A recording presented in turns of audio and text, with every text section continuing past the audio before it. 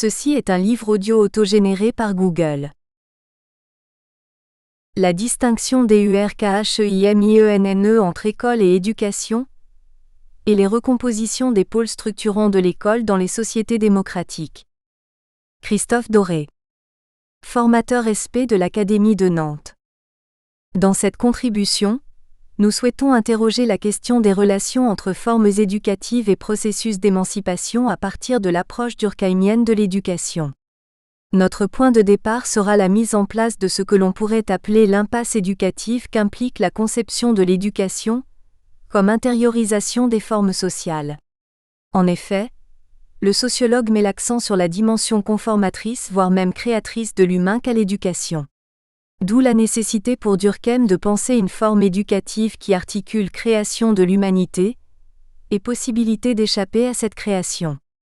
Notre hypothèse c'est que c'est l'école comme forme éducative originale qui permet cette articulation, et que l'école est donc dans la perspective durkheimienne une solution aux problèmes posés par l'éducation telle qu'il l'a définie.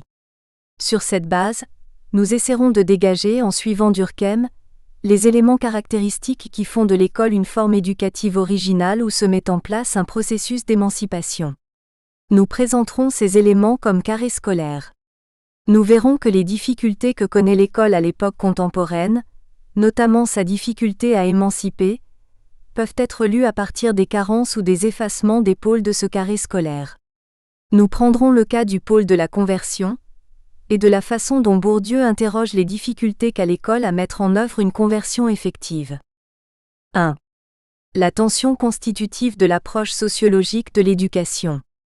Nous voudrions ouvrir et lancer cette réflexion par une interrogation sur la relation problématique entre le discours sociologique tel qu'il est proposé par Durkheim et le discours sur l'émancipation par l'éducation ou par l'école.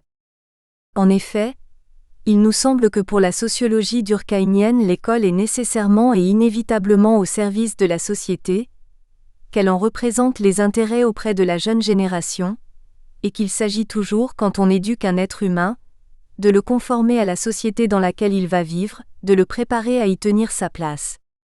Et non pas de l'émanciper de quoi que ce soit, de le libérer ou de lui permettre d'être lui-même. Et s'il en va ainsi, ce n'est pas parce que la société viendrait imposer ses exigences à une personne humaine déjà constituée, existante en elle-même. C'est bien plutôt parce qu'aux yeux de Durkheim, en dehors de la socialisation qui le fait advenir comme personne humaine, l'être humain de lui-même ou par nature n'est qu'une table rase, Durkheim 1922. En d'autres termes, s'il y a bien quelque chose avec quoi rompt le discours sociologique d'obédience durkheimienne, c'est bien la perspective ou la possibilité d'une personnalité de l'être humain, préalable à sa socialisation, qui serait parfois et hélas recouverte ou écrasée par les institutions et la société, ou au contraire valorisée et développée par des institutions éducatives enfin à la hauteur de leur mission. La bonne éducation humaniste, réglée sur de sains principes psychopédagogiques, et en quelque sorte chaleureusement et respectueusement à l'écoute de la spontanéité de l'enfant pour lui permettre de réaliser pleinement son humanité, voilà qui fait sourire le sociologue. Donc, le sociologue durkheimien ne peut voir dans l'éducation autre chose qu'une entreprise de conditionnement ou de conformation, qui est d'ailleurs corrélativement et en bonne logique une création de l'humain, une institution de l'humanité en chacun des nouveaux venus. Voilà donc bien la tension initiale ou le cœur de la difficulté devant laquelle nous nous trouvons si nous suivons Durkheim avant d'émanciper. Il faut instituer, il faut créer l'humain, il faut inculquer à l'enfant ce qui lui permettra de s'humaniser puisque de lui-même ou par lui-même il n'est rien. L'éducation est ici une nécessité anthropologique, une humanisation qui ne renvoie donc pas du tout à l'idée d'émancipation. Ou alors ce dont on émancipe l'enfant en l'éduquant, du point de vue durkheimien, c'est du néant qui le guette s'il n'est pas éduqué, s'il est laissé à lui-même. Dans cette perspective, on voit bien que le problème éducatif se formule ici en ces termes: créer l'humain par l'éducation, c'est nécessairement en faire la chose de la société, ou lui faire incorporer la chose sociale. Comment dès lors penser une liberté, ou une émancipation ? Si l'humanité de l'être humain relève de la socialisation, ou de l'éducation, comment penser la possibilité pour l'être humain de se réapproprier ses pensées et ses actes ? Comment s'appartenir, être majeur, et donc s'émanciper quand essentiellement ce que l'on est relève de l'intériorisation d'exigences et de contraintes externes.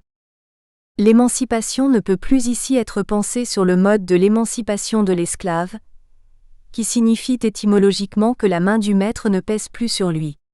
Car dans le discours sociologique, il n'y a pas un maître et un esclave, mais bien plutôt une force sociale créatrice de l'humanité des hommes. Se libérer de cette force créatrice n'a pas de sens, ou cela ne peut se faire qu'en lui restant en quelque sorte fidèle, puisque ce que fait l'être humain, dans la perspective sociologique ouverte par Durkheim relève toujours de formes sociales incorporées. En s'émancipant de la société, on ne pourrait le faire que dans des cadres ou formes posées ou imposées par la société. Dès lors, l'émancipation au sens sociologique du terme ne pourra être qu'une connaissance de soi comme être social, qu'une appropriation de l'héritage par la réflexion de telle sorte que l'être humain puisse revenir sur lui-même et se connaître comme sujet créé. Autrement dit, si l'être l'humain ne relève pas de lui-même, mais d'une forme sociale qu'il a incorporée, la seule manière de lui permettre de se réapproprier sa propre existence, et de ne pas être seulement strictement déterminé par ce qu'on lui a inculqué, c'est de savoir ce qu'il en est de ce qui le détermine, de ce qui le fait être ce qu'il est. La seule émancipation possible, c'est la connaissance sociologique. L'école comme réponse au problème. L'évolution pédagogique en France, pp 29 à 40. L'hypothèse que nous faisons, c'est que Durkheim propose une forme éducative susceptible de répondre à cet horizon de ce que l'on pourrait appeler une éducation sociologique, c'est-à-dire une éducation qui permette de penser et d'articuler l'individu et le social, qui permette de dépasser l'holisme et l'individualisme, qui permettent donc de sortir de la méconnaissance qu'a l'être humain de lui-même comme produit social. Cette forme éducative, c'est l'école, et plus précisément chez Durkheim, l'école chrétienne. En effet, il nous semble que nous pouvons montrer que pour Durkheim, l'école chrétienne introduit une rupture décisive dans l'histoire, qu'elle est une forme éducative inouïe, dont la caractéristique majeure est sans doute de rompre avec les enjeux propres aux machines éducatives que les sociétés humaines ont coutume de générer pour se reproduire à l'identique et créer des êtres humains à leur image. L'idée que nous voudrions défendre, c'est que pour Durkheim, l'école vient rompre ce charme ou cette malédiction, des éducations toujours reproductrices, toujours fabricatrices de la même accent aigu, de l'identique. Et cette spécificité de l'école, cette rupture qu'elle introduit dans l'enchantement éducatif de la répétition, l'école la doit à 4 caractéristiques que nous pouvons lire chez Durkheim quand il présente l'apparition de l'école chrétienne en France. 4 caractéristiques que nous présentons comme carré scolaire, et qui constituent le schème de l'école, sa spécificité que l'on va retrouver à l'œuvre dans le cadre de la première sécularisation et dans les difficultés que rencontre l'école contemporaine. École du salut, qui se réfère à une transcendance et qui donc mobilise un tout autre que le corps social et ses exigences. Ou pour le dire autrement, autonomie du religieux par rapport au social.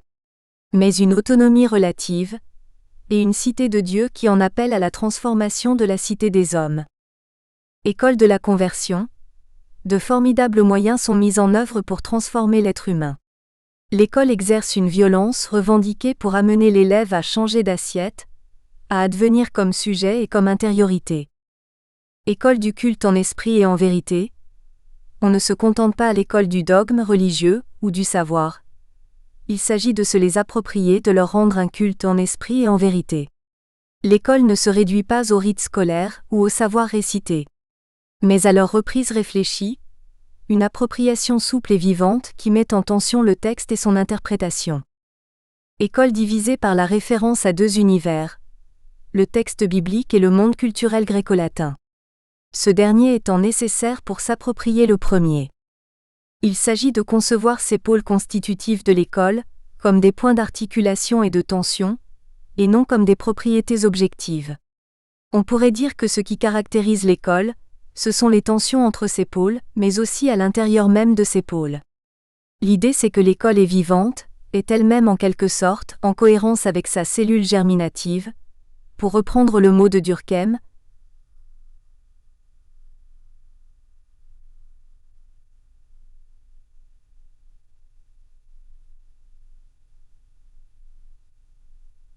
Elle mobilise les tensions et les dynamiques, les problèmes et les articulations qui habitent ces pôles.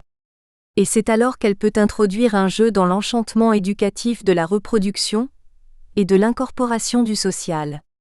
C'est quand ces pôles sont présents et habitent la forme scolaire que celle-ci peut représenter une forme éducative émancipatrice.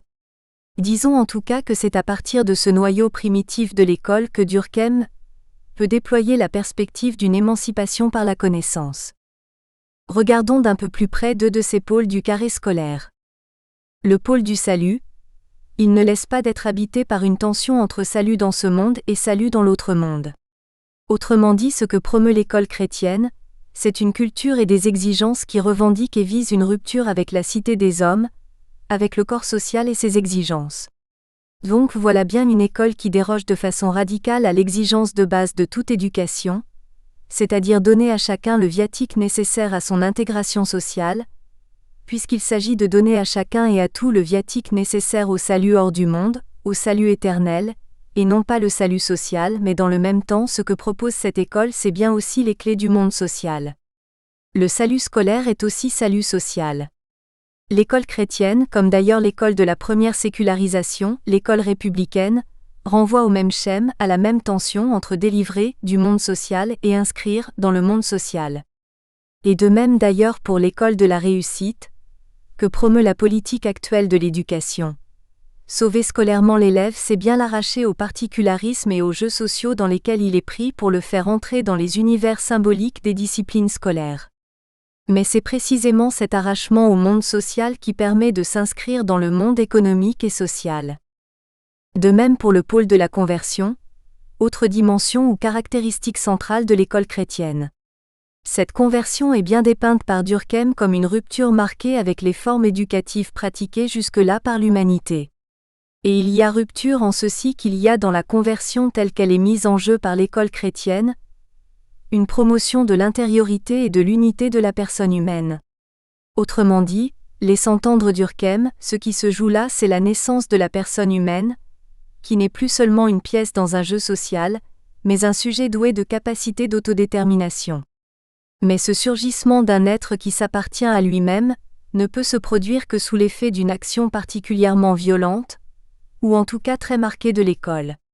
Le paradoxe, ou la difficulté, c'est bien ici le fait que l'accès du sujet à ses propres puissances ou à sa propre intériorité suppose l'intervention d'une transcendance qui ne lâche pas le sujet, et la conversion est bien le résultat d'une formidable contrainte qui essaie d'obtenir les mêmes résultats que la grâce divine avec des moyens bien moins gracieux. En termes sécularisés, cela implique bien une vision de l'institution scolaire comme mobilisant de grands moyens, et une sourde ténacité pour convertir l'élève. Autrement dit, ce n'est pas une partie de plaisir que la conversion, c'est une naissance ou une renaissance qui implique obstination, travail, rigueur. À partir de cette clé, qu'est l'hypothèse du carré scolaire, nous émettons l'hypothèse que l'école, chrétienne en sa cellule germinative, décolle l'éducation comme nécessité anthropologique de sa fonction de reproduction à l'identique du corps social. Ce faisant, elle ouvre la possibilité d'une histoire, c'est-à-dire de l'apparition de la nouveauté. Il semble bien que cette rupture soit d'abord passage d'une méconnaissance, holiste et religieuse, à une autre, individualiste. Et que cette histoire puisse donc se lire comme émancipation illusoire de la personne humaine, qui s'illusionne sur son autonomie ou son indépendance, et en ignorant les rapports sociaux qui la constituent les subit plus que jamais. C'est un sens possible pour la première sécularisation. La question est donc bien celle de l'orientation que peut prendre cette sécularisation, soit s'orienter vers un renforcement de l'illusion individualiste, et un enfermement dans la méconnaissance et la soumission aux formes sociales. Soit une émancipation par la connaissance ou par l'éducation sociologique, qui permettrait à la seconde sécularisation d'opérer un véritable travail émancipateur. Il nous semble que c'est dans un tel projet que nous pouvons trouver le sens de l'œuvre de l'héritier de Durkheim, qu'est Pierre Bourdieu. 2. Bourdieu et les causes de la crise de l'école de l'émancipation. On peut en effet essayer de... Nous espérons que vous avez apprécié cet aperçu. Pour continuer à écouter ce livre audio sur Google Play Livres, utilisez le lien dans la description de la vidéo.